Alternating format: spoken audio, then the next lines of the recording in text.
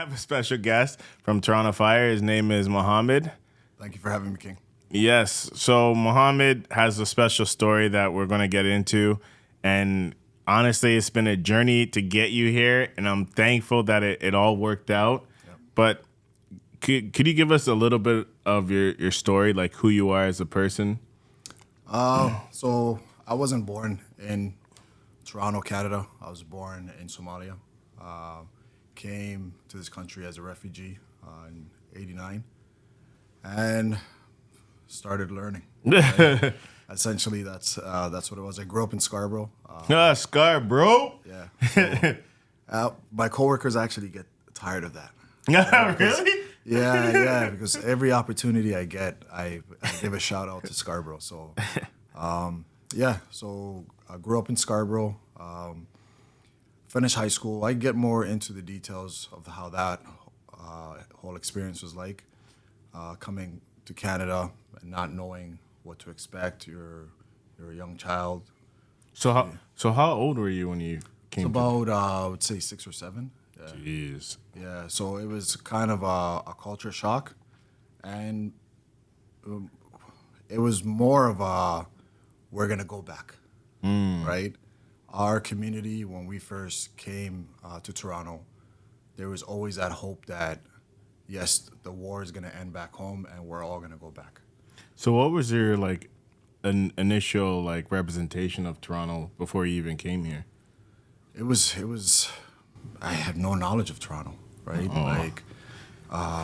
We came, settled in Scarborough, and just essentially started living the life, right? So it was a lot to learn at first, especially at a younger age. Your parents are also in the same situation where English isn't the first language. So just navigating and trying to learn the systems pretty much, right? Because it's a completely different country, right? So went through that, finished high school, then came the journey of what do I want to get into. So we could discuss that. So what inspired you to become a firefighter? Many things. When you come here as a refugee, you grow up in this country, you have, it's a little bit different in my opinion, right? You don't take, we value safety, security, healthcare, education. These are things that we have in the society, right? But when you're somebody who comes to this country, you hold that close to your heart, pretty much, right? So being able to now give back and serve the community, that was something that I always wanted to do. I didn't know how, right? How to do it, but then I got involved in the fire prevention position that's on the table there. So that was a unique thing because a lot of people may think that you have to be a firefighter and fight fires. Yeah. Where Toronto Fire, that's actually not the case. You could be a firefighter and not fight fires, right? You see that, and that's the thing. I think when people they have their pre notion of, oh my God, I have to run into a burning building, and it's like, no, there's different levels of firefighting. Yeah. There's firefighting dispatch. Yeah. There's firefighting inspectors. Mechanical. My role right now is recruitment and outreach, right? So the Fire Protection and Prevention Act kind of says who a firefighter is, and for Toronto Fire Services, anybody that has this uniform that's a firefighter benefits from the same pay, same pension benefits, and we all fall under the same union. Oh, okay. See, and I think that's what a lot of people don't know and don't recognize when it comes to being a firefighter. And so how long would you say the process is? It varies on the position, right? For operations firefighting, it's a 1-year pre-service program you could take. The route that I took was the fire prevention inspector. Oh, this one right here. Okay, so for everyone that doesn't know. It was a 3-year program that I've taken. 3 years. Yeah, 3 years. I did it at Seneca College, and I knew what I wanted to be. Right. So my role in recruitment and outreach now is to go into the communities, go to schools. You probably see me I see you everywhere. I see you everywhere. Myself and Like- District Chief Ricky Brooks. Yeah. We engage in the community throughout the city of Toronto. Right. In some cases, we may even go outside of the city, but our goal is to educate the up and coming generation and even people who want to do a career change, right? To let them know that these are all the different various career paths that you could take within the fire service, and this is how you could do it. We didn't have that. Yeah. When I was in high school, that wasn't the case where you could say, hey, give Mohammed a call if you want to become an operations firefighter for Toronto. Give Ricky a call, Chief Brooks. Now we're more accessible. So I did the 3-year program knowing that my goal was to become a fire inspector. But when I graduated, I did fire alarm, right? To gain some experience, then I applied for the department. That's amazing. And like my question is, was there any like financial aid for like some people that can't afford to become Yeah. a firefighter? Like, So in my case, through that Seneca program, I took OSAP, right? Not everybody is going to be able to just pay for tuition out of their pocket. So any opportunities that there are bursaries, financial aid, student loans, I took advantage of it, right? It's essentially you have to do that investment in your future, and that's one of the focus points. Although we are recruitment, yeah. the outreach aspect is letting people know that this is an investment in your future. And I think that's where a lot of people get, afraid, like the OSAP, that tower of money. Yeah. It's like, oh my God, I owe these people money. They're going to call me and be like, hey, where's the payment, Yeah. And I think that's what maybe shies people away from, becoming a firefighter. My next question is, how do you think your experience as a refugee helped shape the person you are today? It goes back to pretty much what I said earlier regarding that sense of it's not you're not it's an honor and a privilege to actually wake up in the morning and not worry about conflict, violence, and you have peace and security, right? So knowing that and having those opportunities, it gives you another level of motivation, right? I'm gonna take advantage of the opportunities that I have now because there's somebody that's somewhere else that may not have that opportunity. So it just setting goals and trying to achieve them, right? Obviously, it's more of an upbringing as well, to work towards your goals and not to treat if you have an obstacle, treat it more as an opportunity, right? So just having that mindset, I think it goes with that experience. So what aspect of your career do you feel is the most rewarding? Things like this, as it changes, right? Because my career has gone from the fire prevention inspector, where my responsibility was to go into buildings and ensure that they're safe for the people living there, visiting, our first responders who are going in an emergency situation, and making sure buildings are in compliance with the Ontario Fire Code, right? And you're kind of like the unsung hero in that role, right? Because you do a lot of things in the background that people may never notice because you've prevented a hazard from happening or a fatality from happening. Where in this role, it's this, right? Engaging with the community. I get a lot of the times like, hey man, like thanks for seeing us, thanks for coming by. We learned a lot, and just that sense of hope of what people, if they put in the work, could aspire to be. That is the rewarding part of, especially when we go to high schools, we go to colleges, universities, career fairs. We've been to AfroFest, Big ups to Afrofest. Yeah, so many different, so many different community initiatives that we've participated in. We do work closely with Toronto Community Housing as well. So it's when you have the younger generation looking up To me, like the importance of just seeing you in this role, like especially as a person that came from like Somalia as a refugee, to like just seeing you like in this uniform. I think to me it's great because I always wanted to be a firefighter, right?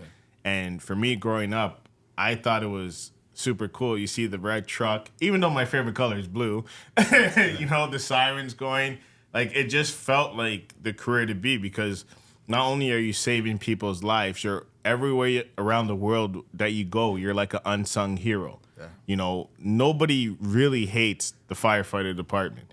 Everybody's, and I think back in the day, you guys used to have the Dalmatian dogs that you guys used to roam with. So I don't know what happened to that, but like honestly, I think it's great, and I think that the young generation, when they could see themselves in a person like you, it gives them hope and aspirations to be like, okay, now I have a direct contact to somebody that, you know, is ready in that field. Yeah. So you are basically, you know, the guideline of, you know, access to success. It's one where you get a lot of emails. You get a lot of emails, you get a lot of phone calls, and I always think of that other person on the other side of that email being myself. Right? That person who called me, I may be at an event and my phone is on vibrate and I put it away. I'm kidding. So it may be that I'm getting phone calls. I may not reply to that call right then, but I make the effort of calling back because that person could be me, younger me, right? That's reaching out to get information. This is what I want to do. I'm passionate about becoming an operations firefighter. I want to become a fire inspector. I want to become a heavy truck mechanic, a call taker dispatcher. How do I do it? Okay, these are the steps that you take. These are the qualifications that we're asking for. This is the work that you have to put in. I'm here. You have my card, you have my email, you have my number, right? So being accessible and giving people the opportunity of having clear direction and answers, it's one thing that's going to set people up for success. And that's a goal, ultimately. So what would you tell your younger self that had to go through any adversities to get to the point where you are today? Man, and it's the thing is, the older generation, they always give you like, oh, well, you should do this. Oh, you should be a doctor, a lawyer. What are you doing with these firefighter things? So my family was like that. It was like, oh, become a doctor, become an engineer. Yep, typical African, right? Yeah, you have to go to university. You have to do this. My advice for my younger self would be the same advice. The same steps that I've took a little bit later would be to do it sooner. Right after high school, I should have went straight into the fire program, right? But I went into a program because I guess the family, they want you to get into college or university.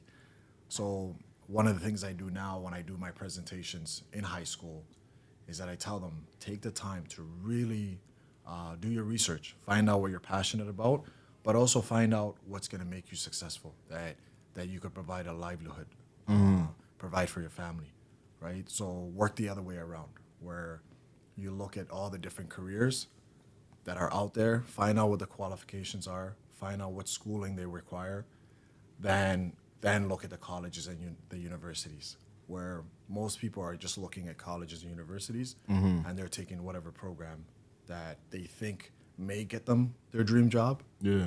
But at a younger age, doing more homework and research to show that, yes, A, B, and C is going to lead me here, right? So I would say just continue to focus and work hard. So, what's been your most memorable experience, like leading up to date, as a firefighter or as a person in this uniform? Many, many. As a fire inspector, there's many examples of where we've went into a building and we've made it safe, right? There's just as simple as making sure a smoke alarm is installed, which I will mention now. Make sure you have a working smoke alarm at home. Yes, Working, with a battery backup. working carbon monoxide alarm, and practice a home escape plan. Like, we say that in this conversation. No, and but we it's throw it true. in there, but it is very true. Most of the time, people would come up to me. They'll ask about the careers information, but on my table setup, there's also public education, fire safety, and I tell them, well, in order for you to do these careers, you have to make sure that you're alive to do it. Oh, Right? 100%. So the seriousness within the fire service in that, in making sure that people are safe through our public education is there. So to answer stay on the question there, in this role in recruitment and outreach is the many events that we do where we interact with the community and the sense of joy and happiness, especially for the younger generation, where we're able to attend an event. I think we did one here at the hub. Oh yeah, you yeah, guys had like a little cookout slash like where you we know, brought the fire truck. yeah, just bouncy castles and everything. we didn't do that part. Oh, we'll give the credit to the hub. I know it was their event we joined, but we brought the fire truck and Sparky the dog. Just something as simple as that in this role is very rewarding, knowing that the younger generation has that opportunity to have access to a fire truck, to go inside of a fire truck. I've met people in their late 30s, 40s that live in Toronto that have never actually sat inside of a fire truck. And whenever we have an event where we bring a fire truck, I encourage them, Yeah, take the driver's seat, take a seat. yeah, it's high. It's high. Yeah, hop in there, right? So it's rewarding. Any of the career positions that we have, they're rewarding in their own way. So So I have a question. Like, how do you deal with like any stressful situations that might come about in your career? Because you guys are the first responders. yeah, I won't speak with for the operations role. I know this is something that is unique to them. Earlier in my career as a fire inspector, you'll get files. We call them files, properties or assignments that may be complicated in terms of how the building was originally designed and how it was changed, right? And then finding the classification of which part of the fire code that applies to it and making it safe. In some cases, yes, it could be stressful because you want to make the building safe. You want to work with the property management and the building owners, and it's to take a step back, take a look at the information that's in front of you, and like I said, we're a paramilitary organization and we're a team-based organization. So from operations to the fire inspector, call taker, dispatcher, heavy truck mechanic, we know how to work well together as a team. So there may be some information that another inspector, because of previous experience, is able to assist. Something as simple as translation. Yeah. Right? I've had my coworkers attend a property where the family didn't speak English that well, and they happen to be Somali. Bring me along. Bring you along. Right? So, in terms of the stress aspect, it's a matter of stepping back and taking one thing at a time. And for me, that applies outside of work as well, right? Any situation, just take a step back and analyze the situation and just take it one step at a time. So my question is, how do you balance like the work-life balance? You know what I mean? Because firefighting it's a demanding job, or career, I should say, and then your family life outside of the department. You know, how do you balance that? Yeah. 3 weeks vacation, right? Vacation time. That's important. Weekends, and some of the schedules are different. The operations firefighting, they're on that 24-hour shift, the 7 days for the month. The fire inspector, public educator, heavy truck mechanic, they're on the 4-day schedule, right? Which allows you to have that the Friday, Saturday, Sunday, Monday to spend time with your family. So once you get into that groove, just like any other career position out there, you just have to take care of your family and work on whatever scheduling that you need to do outside of work. But it's not one where you have to essentially take a laptop home, Yeah. right? Where you're bringing work home with you. It's once you finish your shift, you go home, right? You're not necessarily bringing that with you, so which is good. So I have a question. Like, has there been like any skills from your past that helped you to, transfer over into firefighting? Like, were Yeah. you like an athlete or anything like that? Like, because helped you with like team bonding and Yeah. finding yourself in basically a career where it was just so different. Yeah. Sports wise, I've always played sports. Anybody in Scarborough will tell you I have like. We're gonna have to bring up basketball, guys. Let's see. Yeah. No, I'm being very honest here. Anybody, my footwork on the basketball court is Kobe level. Oh. And it's been verified. There's a star in the middle of Scarborough Town Center that says the art of footwork. That's on there. But yeah, like things that you learn through just growing up, through sports. But then life has its way, and this is one of the things that I encourage the younger generation. Do not downplay customer service, right? Do not downplay mechanical aptitude. Like, these skills, do not downplay them because you never know when they would appear, especially customer service, right? During my time at Seneca, I was a student ambassador there, and we used to do career fairs. And we used to set up a tabletop. And I worked for student services, but I used to assist career services from time to time when they have career fairs or job fairs.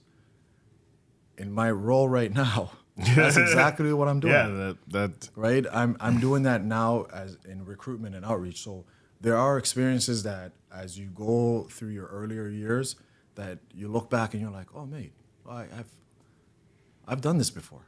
Right? So there's many that I could go back to say that growing up, these are some skills that either through work or volunteering. That's another thing I tell people. Give back to your community.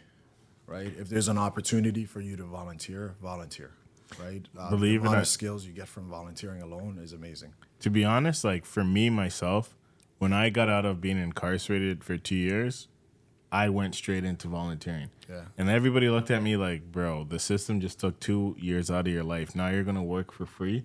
And I was like, honestly, I have to figure out how to get reintegrated into society because everything was so different, Yeah. Like when I came out, there was no iPhone. Yeah. You know what I mean? Yeah. Like, or before I went in, there was no iPhone. Yeah. I come out, there's iPhone, there's BlackBerry Messenger. I'm like, yo, what's going on? Yeah. And, everybody on the subway had a Canada Goose jacket. I felt like I was in the Matrix. It's just everything I had to relearn how to, converse with people. Like the whole culture of Toronto changed. And trust me, volunteering is a very, very unique aspect. You never know who you're going to meet that's going to help or assist Very you true. Very along true. the way. Yeah. And honestly, volunteering helped me get my pardon. You know what I mean? So now my rap sheet is clean. I could live my life. I could, I could just become the man I need to be for my community. So honestly, I'm very big on volunteering. Very, very, because there are skills that you can learn in a summer job, in a part-time job, but you can volunteer throughout the entire year where you're able to, right? Because there's not that strong commitment that you have to have.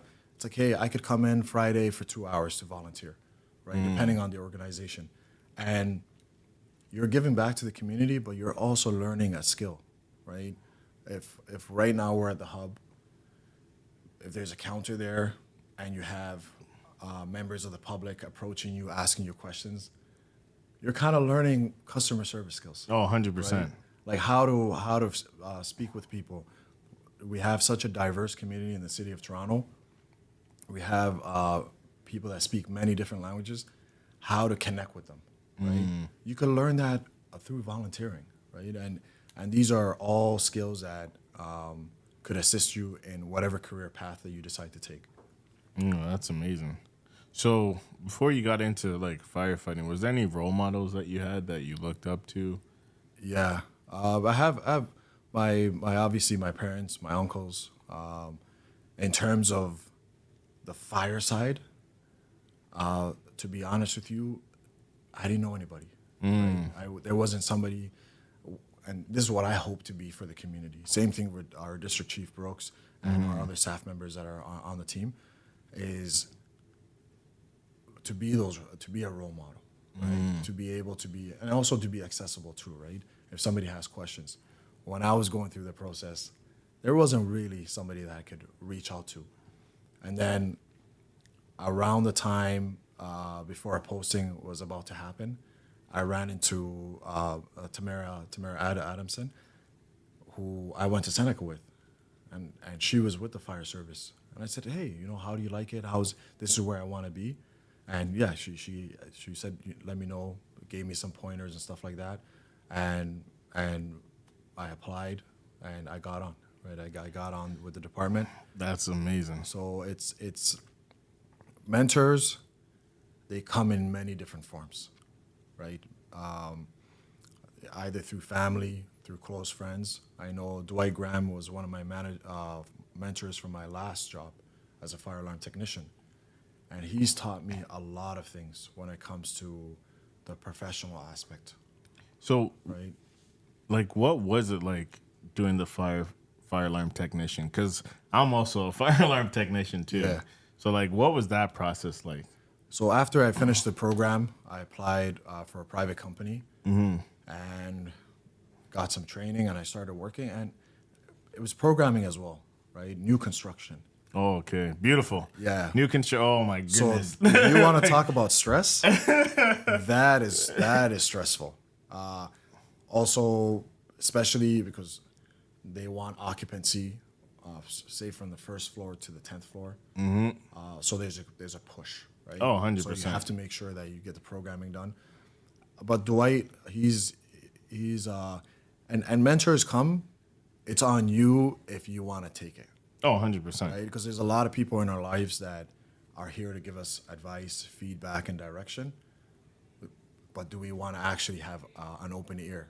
For me, I was lucky enough to have somebody like him who would mentor me in that industry, and he's taught me a lot of things that I use in my current role and also in my previous role as a fire inspector. That's amazing. Because I know me, like, working at the IBW and Integral and doing, like, the fire alarm system, there's so many things you have to look at, especially the specs of how they want things done, and then apply it to the firefighting code and make sure. And it's crazy because this is life safety. Yeah.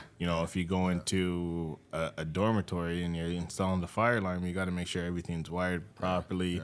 Because, Verified. Yeah, test, verified, tested.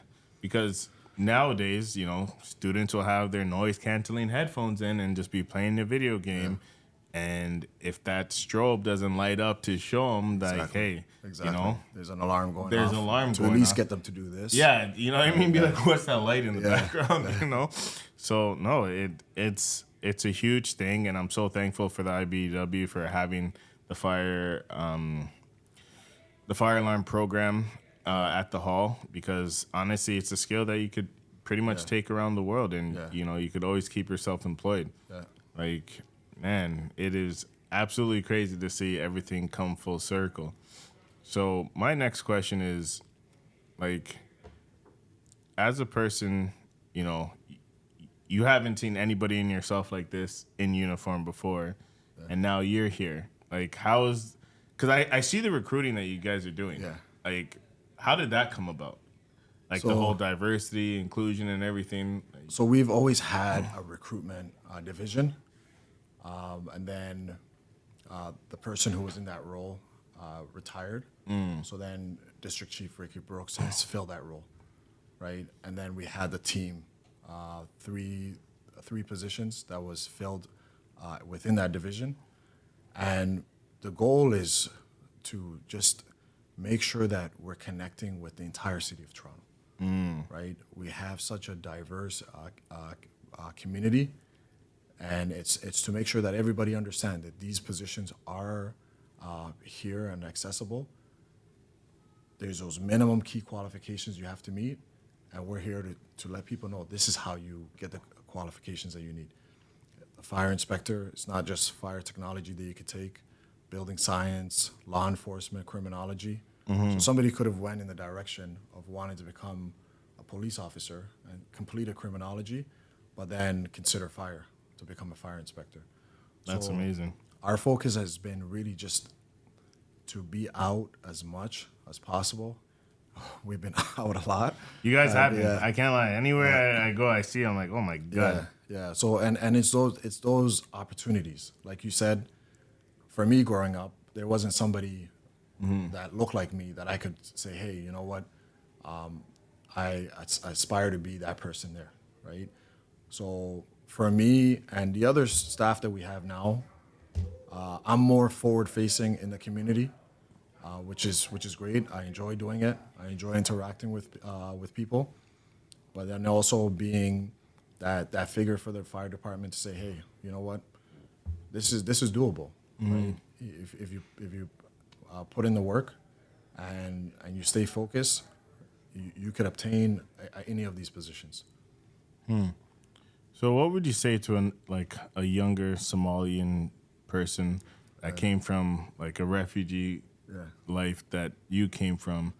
Like, he feels almost trapped in his environment, but then he sees this podcast and he's like, "Wow, there's somebody that looks like me that went through the same thing as me, and now he's there." Like, what would your message to be? Like, how to overcome adversity and not only within your surroundings, but within your family home with people telling you, you know, be a doctor, be a lawyer, be an engineer. You know, like what would you say to that young Somalian child or just a person in general that? Yeah. I would say, why not me? Right? That's the one that I try to encourage people to start thinking. Why not me? Right? There's that opportunity there. Well, why not me? Majority of the time, our progress and our success, we hinder ourselves. We have family, we have other barriers that are put in the way, but the belief has to come from oneself, right? So for myself, when I was in that position of going into that fire program, I could have been like, oh well, I'm never gonna get hired by the fire department. Right? I don't see myself graduating from that program. There's too much math. But I still took it, and I got through it. It was a 3-year program, and I got through it. So self-belief is what I would say, right? For situations where it may be newcomers, I have many conversations for newcomers. Whenever we interact, they are so eager to work. Yeah. Right? Oh, they're so, and the thing is, like they hit the ground running. they hit the ground running, and they would say, yeah, like, what's the easiest position to get into? And I tell everybody the same thing.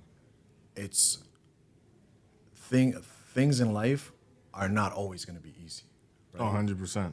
But you have to bet on yourself, and you have to make sure that you get those qualifications that any organization is looking for to be a candidate, right? So I always say it's okay to have a job, but work towards getting a career. Oh, 100%. Right? The same thing we talked about volunteer earlier, Yeah. right? Some people would be like, no, volunteer, that's wasting my time. But that volunteer is also getting you experiences that you could put on your resume that could get you into an entry-level position. So it's strategizing and continue to work towards whatever your goal might be. Like I would love for everybody to consider all these fire career paths that we have. No, But I know it's not going to be ideal. So that's why the outreach aspect in what we do is to try to set people up for success and get them to like really just believe in yourself, man. no, honestly, because honestly, like when I get I don't know. For me, I still want to pursue the operational firefighting. Like, Yeah. I don't know. For me, I'm not afraid of going into a burning building, even though like some people might call it nuts and crazy. So there's some misconceptions in regards to the fire department. Yes, we do fight fires, but we also do medical. We also do rescues. Yeah. So basically, what was the steps of what you did for the?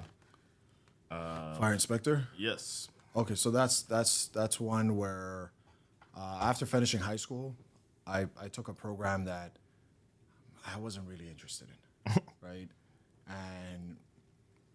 And to be honest with you, in high school, yes, I would do my schooling, but I never really, and this is why all the high schools I go to, I really drill that information of doing your homework in terms of your future and looking into your future.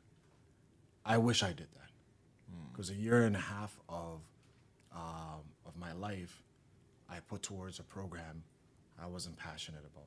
Somebody else might be passionate about that, but it wasn't for me, right? And I started thinking about what I could do in terms of as a career to give back to the community, right?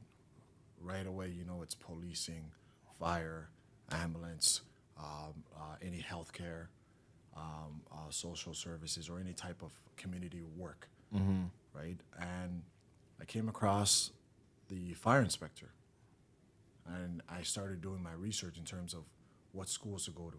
And at that time, Seneca was the one that had the Seneca. 3-year program.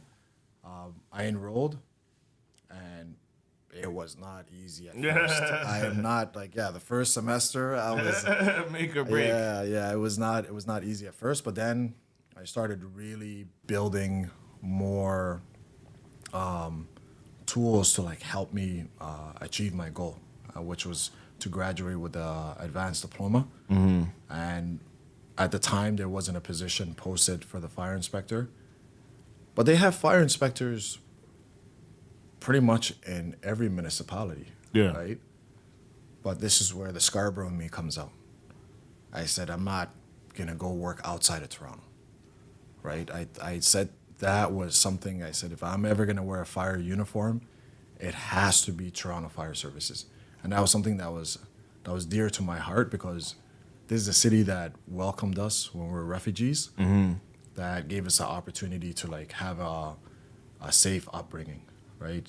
To have opportunities. So I said, I'm only going to apply for Toronto. So that's when I did the whole fire alarm installation and programming. I stayed within the industry. Yeah. Just because the position wasn't open at the time didn't mean that I did something completely different. I made sure that I try to use the education that I had to work in the industry. So I did the fire alarm installation programming for a bit. Then I applied. Once you apply, they call you in for an assessment. Oh, okay. The one that I speak to in high school is that I always say your resume is your voice when you don't have a voice. And that goes for, in my opinion, every single career or job out there. If your resume is not done in a way that speaks to the fact that you meet all the key qualifications, chances are you'll be screened out. Yeah, so basically tailor it to the career that you want to. And show that you meet those qualifications, demonstrate it either through education, work experience, volunteering. I was successful in doing that, so I got the assessment. So the assessment was based off of the Ontario Fire Code. I was successful in that. Then it was the interview. And that was quite nerve-wracking because you have What's it, 3 or 4 people? four chiefs, and at the time I think we had one HR representative, and it could be quite nerve-wracking, but like I said earlier, treat obstacles as opportunities. So basically, what Right. excites you and scares you is worth it. Exactly. Like for doing this podcast, if you say, "Oh yeah, you have to do a podcast," it's like, "Oh man, I'm going to be nervous." So, and I said, "Listen, this is an opportunity to sit down with King, do something special for the community, something that hasn't really been done before, and Yeah, this is the first. This is the first time. make it so we're more accessible, right?" So I was successful in the interview. And right after you finish the interview, there's that conditional offer. Obviously, you go through the background check. And I encourage people in high school, especially high school students, I tell them to try to stay out of trouble as much as you can. And if something happened where you made a mistake, go through the process and get a pardon to give yourself that opportunity. And if you guys need to go get a pardon, go to the John Howard Society. They are great at getting you your pardon. They helped me, and honestly, I'll forever vouch for them. There's one on Eglinton and Oakwood, not too far away from Randy's Patties, on the west end side. Big ups to Randy's Patties. Yeah, Randy. What happened to the Warden Station patties? Oh, I don't know, man. Those were like for. You could, if they made a cologne that was the Warden Station patties. I know. As soon as you go in, I would put it on. I would put it on for sure. Holy. So that conditional offer happens, and then for the fire inspector role, you are given your start date, and you go to the fire academy, where you're trained. This is when you work for a world-class organization like Toronto Fire. You're not being set up for failure. All of our positions, even though we require that you meet those key qualifications and whatever education background and skills that we ask for, you have. Once you are an employee within the fire service, your first date, 5 months training here for the operations firefighting. For the fire inspector, it was 3 months at the fire academy. Oh, that's amazing. 3 months of getting you ready. So when you do graduate from the academy and you walk on stage and you salute the chief, and it's a process. It's something that it's memorable, right? Oh, for sure. And the years obviously fly by after that, but once you get your training, you start the job and you get stationed in a different, either a fire hall in the city or it could be a civic center. Where you report to your captain. And even then, when you report to your captain, you're not going to be given a million files. Oh, yep, you're an inspector now, go do your job. It's, okay, we're going to have a senior inspector take you out. Yeah, show you the ropes. There's a lot of support, and there's always constant training, right? There's constant training. Their fire department is very big on mental health as well.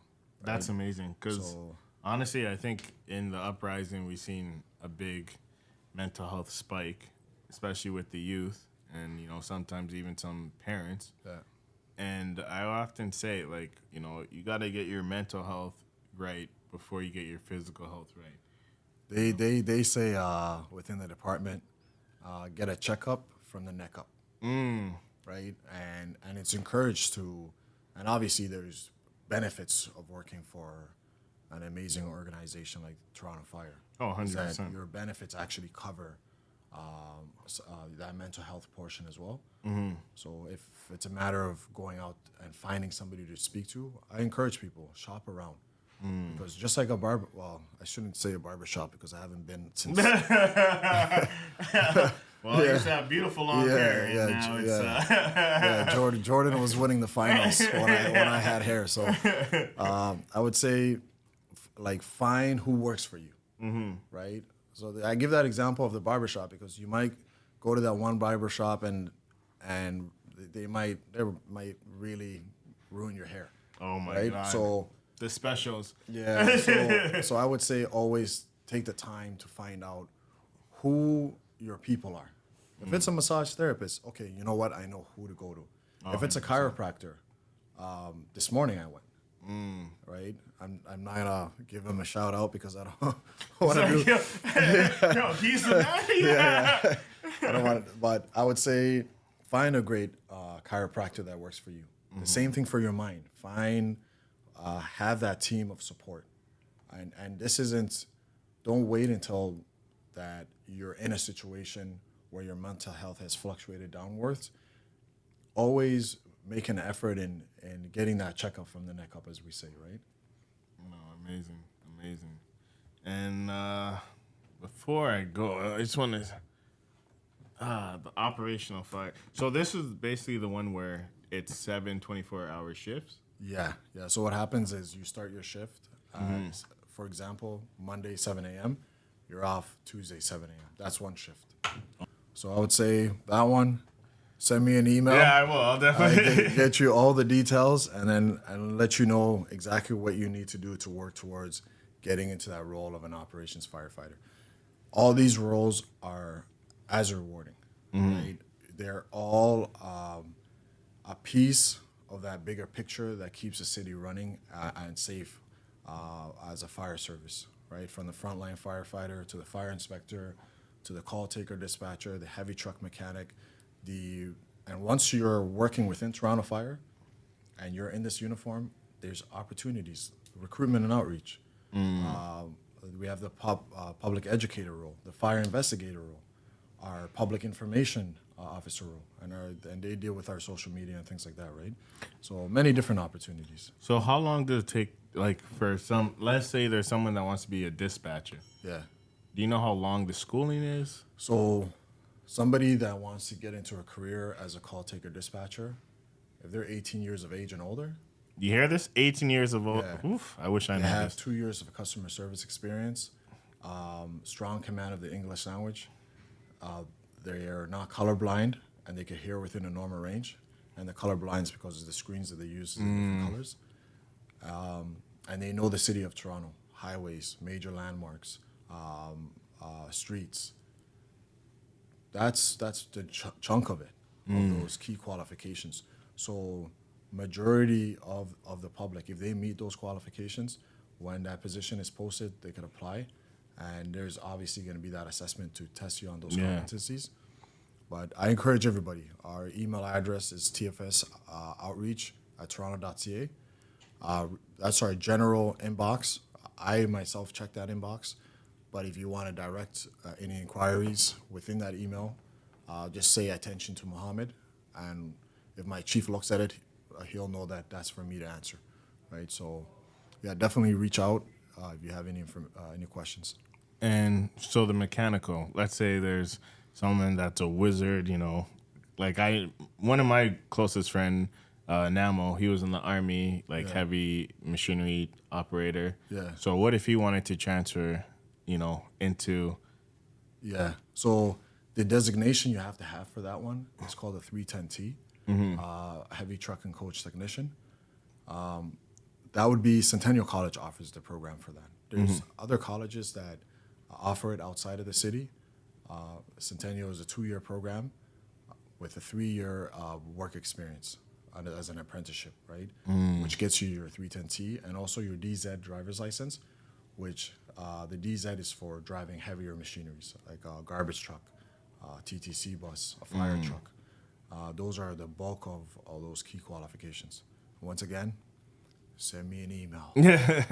Well, thank you so much. It's crazy. Like normally I always start off this podcast with a quote of the day and I totally forgot. We can edit that. Yeah, we can edit that. Yeah. But I'll start off with the quote of the day. My quote of the day is just go for it.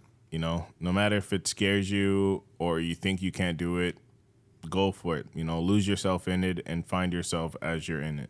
Yeah. And I'll let you finish it off with the ending quote of the day. I would say the ending quote of the day is one that I honestly want everybody to live by, and it's why not me, right? Why not me? Snaps to that, Like, all the poets. With every opportunity out there, always consider, you know what? Why not me? Because I want our youth and our younger generation to understand that sky's the limit. Like I said, I grew up in Scarborough, right? I moved around from Chester to Verne to like Morningside ways. So I was all over, even right here, Midland and Eglinton, all within Scarborough.